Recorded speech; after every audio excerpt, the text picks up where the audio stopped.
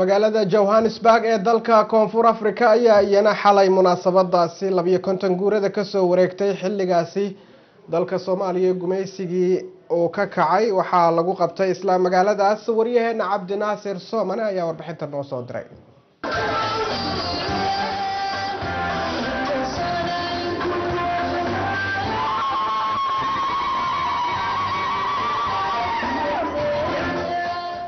waxaa xalay magaalada Johannesburg ee dalkani Koonfur Afrika si weyn looga dabaaldegay 52 sano guuradii ka soo wareegatay maalintii gobolada koonfureed ay ka xoroobeen gumaystihii Talyaaniga waxaana soo qaban qaabiyay jaaliyada Soomaaliyeed ee dalkani Koonfur Afrika Somali Community Board of South Africa waxaa goobta ka hadlay aqoon-yahano isugu jiray odayaal haween dhalinyaro iyo qaybaha kala duwan ee bulshada Soomaaliyeed ee ku nool magaalada Johannesburg ee dalkani Koonfur Afrika waxayna ugu hambalyeeyeen shacabka Soomaaliyeed meel waliba ay joogaan munaasabada 1da Luuley oo ay sheegeen inay tahay maalin ku weyn ummadda Soomaaliyeed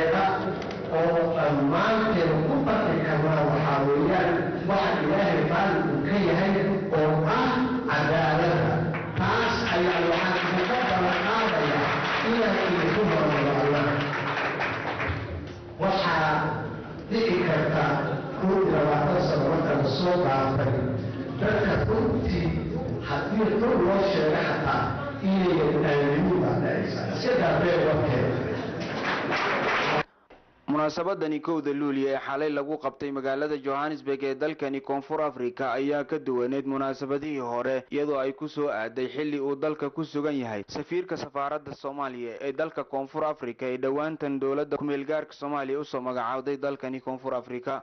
Cabdinasir Soomane Universaltv Johannesburg